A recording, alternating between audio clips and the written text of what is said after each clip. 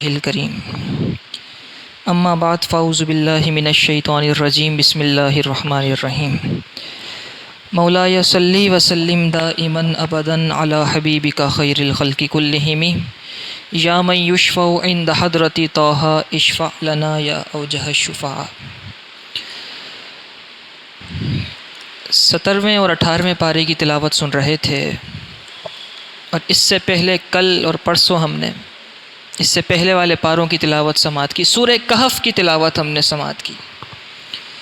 نبی پاک صلی اللہ علیہ وسلم نے ارشاد فرمایا، جو شخص جمعے کے دن سورہ کہف پڑھتا ہے، ایک جمعے سے لے کر دوسرے جمعے تک کے اس کے تمام گناہ معاف کر دیے جاتے ہیں۔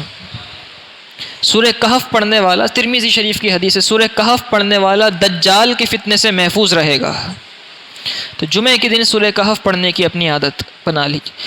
کہف کہتے ہیں غار کو، پہاڑوں کے اندر جو غار ہوتے ہیں اس غار کو کہف کہا جاتا ہے۔ اس سورت کا نام غار کے نام پہ کیوں رکھا؟ کیونکہ اس سورت کے اندر غار والوں کا ذکر ہے۔ ایسے غار والوں کا ذکر ہے کہ اس سے پہلے ایسے غار والے نہ ہوئے، نہ ان کے بعد ایسے کبھی ہوں گے۔ اللہ والوں کا ذکر ہے۔ ایک بادشاہ تھا، بتوں کی پوجا کیا کرتا تھا، اور اپنی قوم کو بھی بتوں کی پوجا کرنے پر زبردستی آمادہ کیا کرتا تھا کہ تمہیں سب نے بتوں کی پوجا کرنی ہے۔ اس کی رعایا کے اندر کچھ ایسے نیک اللہ والے تھے جو اللہ کو مانتے تھے، بتوں کی پوجا نہیں کرتے تھے۔ انہوں نے اس بادشاہ سے بچنے کے لیے، اس بادشاہ کا نام تھا وقیانوس، بعض نے کہا اس کا نام تھا دقیانوس، ان نیک لوگوں نے اس بادشاہ سے بچنے کے لیے ایک غار کی طرف رخ کیا، اپنے شہر سے نکلے، پہاڑی علاقے میں گئے اور ایک غار میں جا کے عبادتیں کرنا شروع کر دیں۔ اس بادشاہ کو معلوم ہوا کہ کچھ اللہ والے ایسے ہیں جو یہاں سے نکل کر گئے ہیں شہر سے، اور وہ بتوں کی پوجا کرنے پر راضی نہیں ہوتے۔ تو اس نے پیچھے لوگ بھیجے کہ جاؤ انہوں نے لے کر آؤ، وہ کیوں بتوں کی پوجا نہیں کر رہے، کیوں وحدانیت کے قائل ہو چکے ہیں، جاؤ انہیں پکڑ کے لاؤ، قیدی بنا کر لاؤ۔ سپاہی بھیجے بادشاہ نے، تو ان اللہ والے یہ جو غار میں گئے تھے، پہاڑی علاقے میں جانے کے بعد جب غار میں گئے تو وہاں عبادتیں کرنا شروع کر دیں۔ پیچھے سے سپاہی آئے تو ان سپاہیوں نے دیکھا کہ وہ اللہ والے تو غار کے اندر موجود ہیں۔ ان سپاہیوں نے اس غار کے آگے دیوار بنا دی کہ یہ غار سے نکل ہی نہ سکیں اور اندر ان کا انتقال ہو جائے۔ جو دیوار بنانے والے لوگ تھے، ان لوگوں میں سے ایک نیک شخص بھی تھا۔ اس نے کہا کہ یہ افراد ہیں، اصحاب کہف کی تعداد متعین تو نہیں ہے، اس کی تعداد کے بارے میں قرآن نے فرمایا کہ اس کی تعداد اللہ جانتا ہے۔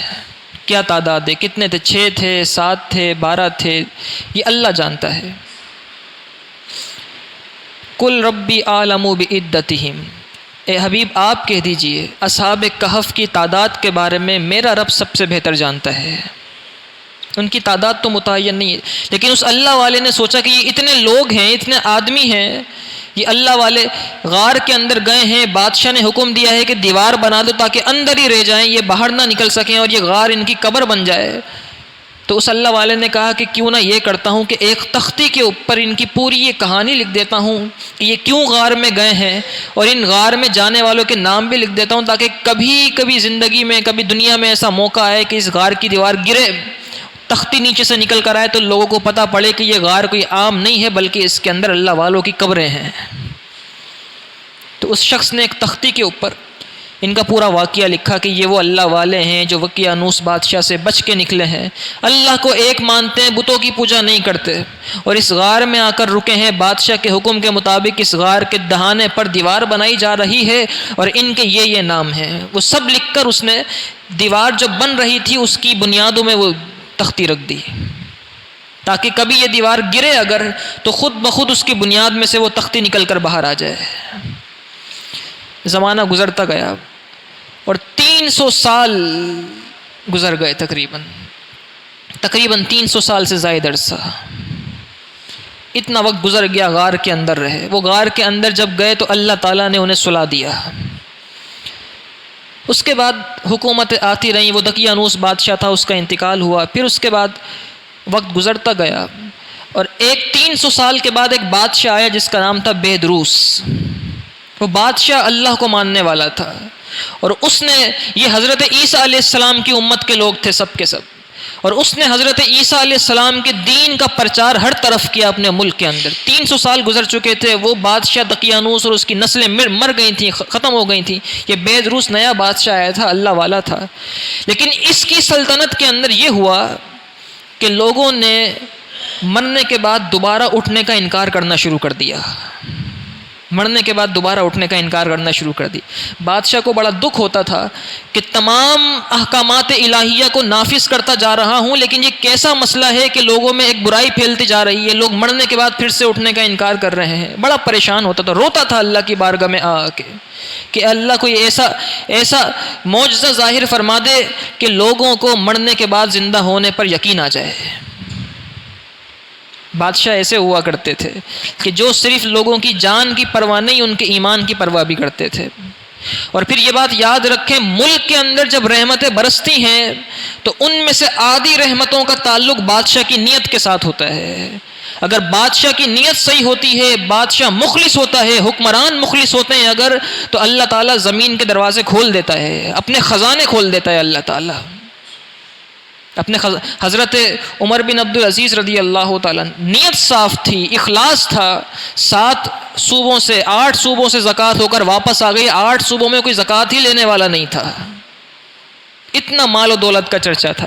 ایک عورت سونے کا تھال لے کر آدھی رات کو گھر سے نکلتی ہے اور پورے شہر میں گھوم کر واپس آ جاتی ہے، کسی کی ہمت نہیں پڑتی کہ اس کے سونے پر ہاتھ مار سکے۔ بادشاہ کی جب نیتیں صاف ہوتی ہیں، اور ہمارے بادشاہ اور ہمارے حکمران جو ہیں ان کا تو شرابی بھی ہیں، نہ جانے کیا کیا کرتے ہیں، جنہیں خاتم النبیین کا لفظ پڑھنا نہ آئے، اور نہ پڑھنے پر افسوس ہونا چاہیے نا کہ قرآن کا لفظ نہیں پڑھا جا رہا، ہنستے ہیں۔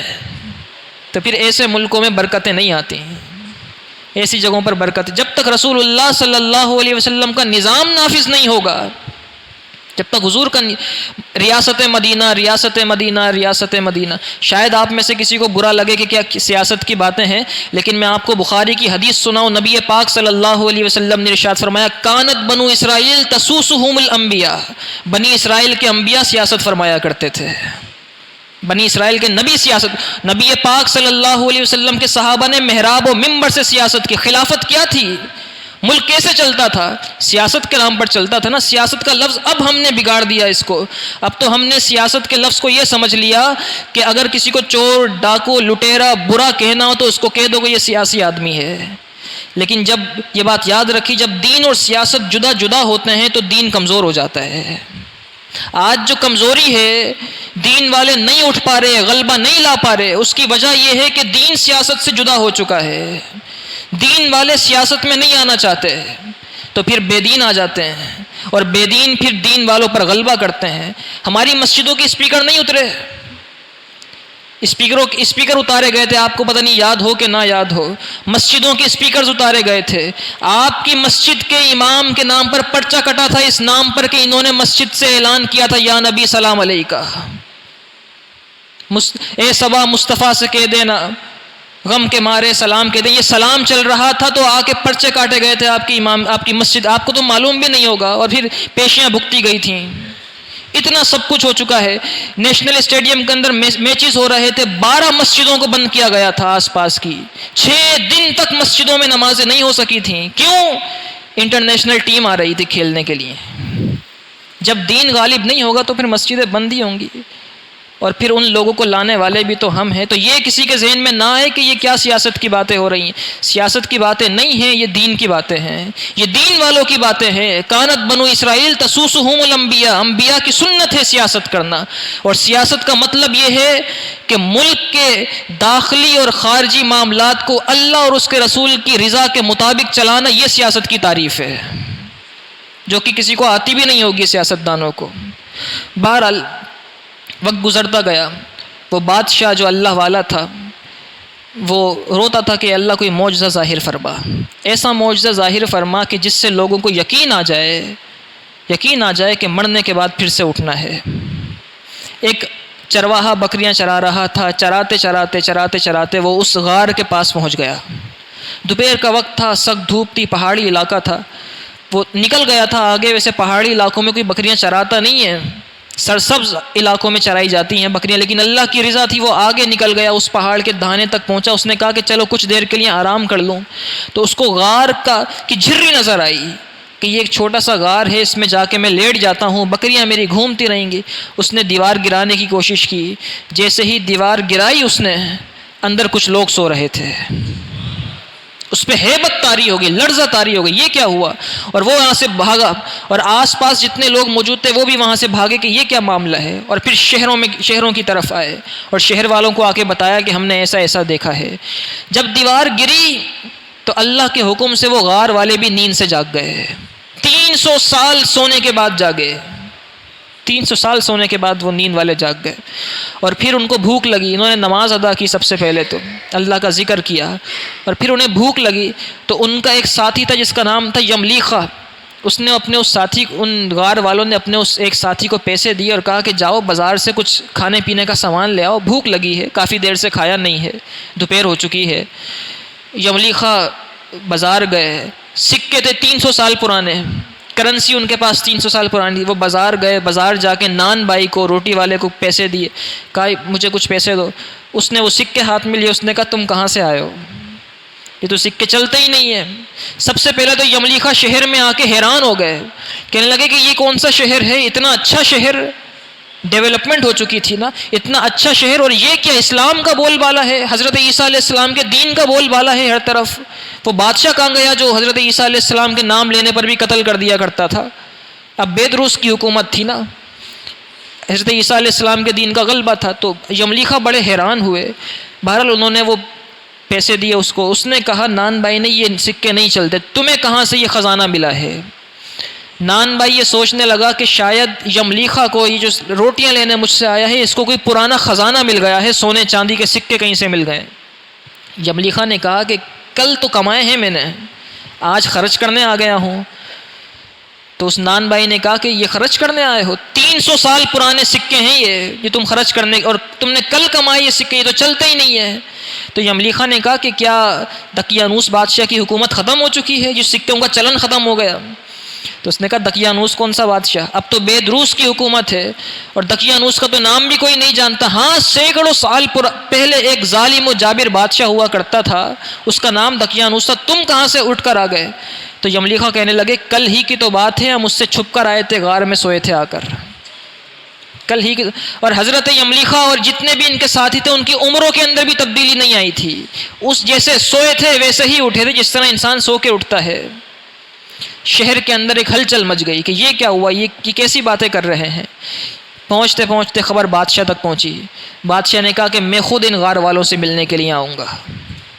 بادشاہ پہنچا غار والوں کے پاس، جب غار کے دہانے پر پہنچا، دیوار ہٹائی گئی، ملبہ ہٹایا گیا، تو زمین میں سے وہ تختی نکل کر آ گئی، اور اس تختی پر لکھا ہوا تھا کہ یہ وہ افراد ہیں، اللہ والے ہیں، جو دقیانوس بادشاہ کو ظلم و ستم سے بچنے کے لیے اور اپنے ایمان اور حضرت عیسیٰ علیہ السلام کے دین پر جو ایمان رکھتے ہیں اس کو بچانے کے لیے اس غار میں آ کر سوئے ہیں۔ اور بادشاہ نے دیوار چنوا دی، دیوار لگوا دی ہے اس کے دہانے پر تاکہ یہ باہر نہ نکل سکیں، اور ان کے نام یہ ہیں، اگر کسی کوئی یہاں پر آئے تو ان کا خیال کر لینا۔ بادشاہ نے تختی پڑھی تو اللہ کے حضور سجدے میں گر گیا۔ اس نے کہا یا اللہ، میں تجھ سے دعائیں کیا کرتا تھا کہ کوئی ایسا معجزہ ظاہر فرما دے کہ مرنے کے بعد لوگوں کو زندہ ہونے پر یقین آ جائے، تو نے میری آنکھوں کے سامنے یہ معجزہ ظاہر فرما دیا۔ 300 سال سونے کے بعد 300 سال سونے کے بعد اصحاب کہف جاگے، اصحاب کہف کو پورا واقعہ بتایا گیا، اصحاب کہف نے اپنا پورا واقعہ بتایا، اور بادشاہ نے سجدے سے سر اٹھایا تو اصحاب کہف نے گلے ملے اس بادشاہ سے، اس بادشاہ کو کہا کہ اب تمہیں معجزہ مل چکا ہے، تمہیں نشانی مل چکی ہے، ہم تمہیں اور تمہارے دین کو اللہ کے سپرد کرتے ہیں، تمہارے لیے دعائیں کرتے ہیں، اور اب ہم پھر سے چاہتے ہیں کہ اپنے غار میں جا کر سو جائیں۔ وہ غار والے پھر سے غار میں گئے اور غار میں جا کر سو گئے۔ اس طریقے سے لوگوں کو یقین آیا کہ اللہ تعالیٰ انسان کو مارنے کے بعد پھر سے اسے زندہ کرنے پر قادر ہے۔ اور قرآن میں کئی مرتبہ اللہ تعالیٰ نے ذکر فرمایا ہے، کافر جو یہ سمجھتے ہیں کہ باس بادل موت نہیں ہوگا، موت کے بعد نہیں اٹھایا جائے گا، رب نے کئی مرتبہ قرآن میں ذکر فرمایا کہ وہ لوگ جو مرنے کے بعد نہ اٹھنے پر شک کرتے ہیں کہ کیا وہ یہ نہیں جانتے کہ پہلی مرتبہ بنانا مشکل ہوتا ہے، دوسری مرتبہ بنانا اتنا مشکل نہیں ہوتا۔ کوئی بھی چیز انوینٹ کی جاتی ہے، کسی بھی چیز کی انوینشن ہوتی ہے، پہلی مرتبہ جب بنتی، بلا تمثیل پہلی مرتبہ جب بلب بنا تھا 100 مرتبہ ایکسپیریمنٹ کیا تھا ایڈیسن نے، پھر تو لائن لگ گئی بننے کی، اب تو ہر گھر کے اندر موجود ہے۔ تو رب فرماتے ہیں پہلی مرتبہ بنانا مشکل تھا، تمہاری عقلوں میں بات نہیں آتی۔ وہ جب پہلی بار بغیر نمونے کے بنانے پر قادر ہے، جب کچھ بھی نہیں تھا تب بھی اس نے تمہیں بنایا تھا، اب تو تمہاری ہڈیاں راکھ تو ہوگی، اس سے پھر بنانے پر قادر نہیں ہے کیا وہ؟ تو پھر لوگوں کو یقین آ گیا لوگوں کو کہ اللہ پھر سے مارنے کے بعد اللہ تعالیٰ زندہ فرمائے گا لوگوں کو۔ اور پھر یہاں ایک اور بات اہل سنت کا عقیدہ ثابت ہوتا ہے سورہ کہف سے، وہ یہ ہے کہ آپ نے دیکھا ہوگا جہاں بھی اللہ والے ہیں وہاں برابر میں مسجد ہوتی ہے۔ صدر الدین بادشاہ پہ چلے جائیں آپ، جیہ شاہ بادشاہ چلے جائیں آپ، حضرت فاضل شاہ جیلانی چلے جائیں، جامعہ غوث رضوی پہ چلے جائیں، مفتی صاحب کا آج عرس تھا، مسجد نہیں ہے پورا مدرسہ ہی ہے۔ جگہ جگہ چلے جائیں جہاں اللہ والے ہیں وہاں یا تو چھوٹی سی مسجد ہوگی یا بہت بڑی مسجد ہوگی۔ چھوٹی سی مسجد نہ ہو تو کم از کم 2 صفیں تو ضرور ہی ہوتی ہیں نماز پڑھنے کی، یا ایک مصلی کی جگہ تو ہوتی ہی ہوتی۔ کہیں بنجر ویرانے میں چلے جائیں آپ، پہاڑوں کے اوپر چلے جائیں، وہاں بھی جگہ تو ہوتی ہے نماز پڑھنے کی۔ ایسا ہی ہے نا؟ یہ کیوں ہے؟ اس لیے ہے کہ جب حضرت یہ اصحاب کہف غار کے اندر گئے تو غار میں جانے کے بعد بادشاہ نے کہا کہ ہم ایک دن مقرر کرتے ہیں کہ جب یہاں پر میلہ لگا کرے گا اور یہاں مسجد بنائی جائے گی اور سارے کے سارے شہر والے اس میلے والے دن ان غار والوں کی زیارت کرنے کے لیے یہاں پر آیا کریں گے۔ لَنَتَّخِذَنَّ عَلَيْهِمْ مَسْجِدًا، ہم یہاں پر آ کے نمازیں پڑھا کریں گے، یہاں مسجد بنائی جائے گی۔ کیوں؟ کیونکہ اللہ والوں کے قرب میں اللہ تعالیٰ زیادہ نمازیں قبول فرماتا ہے، کیونکہ رحمت برس رہی ہوتی ہے نا۔ ایک تو ہے انسان اپنے گھر میں نماز پڑھ لے، اور ایک مسجد میں آ کے نماز پڑھے، مسجد میں زیادہ ثواب ہے، اور پھر مسجد اگر ہو اللہ والے کے قرب میں تو پھر اللہ تعالیٰ کی رحمتیں چھما چھم برستی ہیں۔ تو یہ قرآن کا فیصلہ ہے کہ اللہ والوں کے قدموں میں مسجد بنا لو۔ اور پھر صرف یہی نہیں ہے، یہ تو شروع سے چلتا آ رہا ہے سلسلہ۔ مسجد نبوی شریف میں دیکھ لیجئے، حضور نبی پاک صلی اللہ علیہ وسلم خود موجود ہیں، اور مسجد نبوی شریف کی ایک خاصیت مجھے بھی یاد آئی، تمام مسجدوں کے اندر جو دائیں جانب ہے مسجد کی، امام کا دائیں جانب یہ بنتا ہے نا، تمام مسجدوں میں دائیں جانب افضل ہے، دائیں جانب نماز پڑھنا افضل ہے تمام مساجد میں، لیکن مسجد نبوی شریف میں بائیں جانب نماز پڑھنا افضل ہے۔ کیوں؟ کیونکہ وہ نبی پاک صلی اللہ علیہ وسلم کے روضے سے زیادہ قریب ہے۔ جو جتنا حضور کے روضے سے قریب ہو جائے گا اس کی نمازوں میں اللہ تعالیٰ اور تاثیر پیدا فرما دے گا۔ وہاں قانون ہی بدل گیا۔ مسجد حرام دیکھ لیجئے، خانہ کعبہ، صرف حتیم کے اندر 70 انبیاء کرام کی قبریں ہیں، اللہ والوں کی قبریں ہیں، انبیاء کرام کی قبریں۔ مسجد اقصی کے اندر 70 انبیاء کرام کی قبریں ہیں، لیکن نشانات اب موجود نہیں ہیں، لیکن جہاں اللہ والے ہیں وہاں مسجدیں موجود ہیں۔ اس لیے اللہ والوں کی زیارت کے لیے جایا کریں، ان کے مزارات پر جایا کریں۔ یہ ابھی نہیں چلا کوئی سلسلہ، یہ سمجھتے ہیں لوگ، اعتراض کرتے ہیں کہ یہ نئی بدعت ہے اور نہ جانے کیا کیا ہے۔ نہ یہ بدعت ہے نہ کچھ اور ہے، یہ وہاں سے چلتا آ رہا ہے، حضرت عیسیٰ علیہ السلام کی امت سے۔ اور مسجد اقصی کے اندر بھی قبریں ہیں، مسجد حرام کے اندر بھی ہیں، مسجد نبوی شریف کے اندر خود جانے کائنات صلی اللہ علیہ وسلم اپنے 2 صحابہ کے ساتھ موجود ہیں۔ اور پھر اصحاب کہف کے ناموں کی تاثیر ہے بڑی۔ اصحاب کہف کے ناموں کی تاثیر یہ ہے، کچھ بچے ہوتے ہیں ان کو بیماری ہو جاتی ہے، خشکی کی بیماری کہا جاتا ہے، یعنی خشک ہو جاتے ہیں، کمزور ہو جاتے ہیں بالکل، تو ان کے گلے میں اگر اصحاب کہف کے نام کا تعویذ بنا کے ڈال دیا جائے تو ان کی یہ بیماری ختم ہو جاتی ہے۔ اگر کہیں آگ لگ جائے، بہت بڑی آگ لگ جائے، تو اصحاب کہف کے نام کسی کپڑے پر لکھ کر اس کپڑے کو آگ میں ڈال دیا جائے، وہ آگ بجھ جاتی ہے، وہ آگ بجھ جاتی ہے۔ اگر کوئی سفر میں جانے لگے تو اصحاب کہف کے نام لکھ کر اپنے پرس میں رکھ لے، اور یا اپنے والیٹ میں رکھ لے، یا اپنے سامان میں لگیج میں رکھ لے، یا اپنی جیب میں رکھ لے، جہاں رکھے گا اس کی جان اور اس کی مال آفت سے محفوظ ہو جائے گی۔ خاص طور پر سمندری سفروں کے اندر اگر کوئی جانے لگے تو اصحاب کہف کے نام لکھ کے رکھ لے، ڈوبنے سے محفوظ ہو جائے گا۔ اصحاب کہف کے نام لکھ کر پیا جائے تو بخار اتر جاتا ہے۔ یہ اللہ والوں کے ناموں کی تاثیر ہے۔ اللہ تعالی ہمیں قرآن مجید فرقان حمید سمجھنے کی توفیق عطا فرمائے۔ وآخر الدعوانا الحمد للہ رب العالمین۔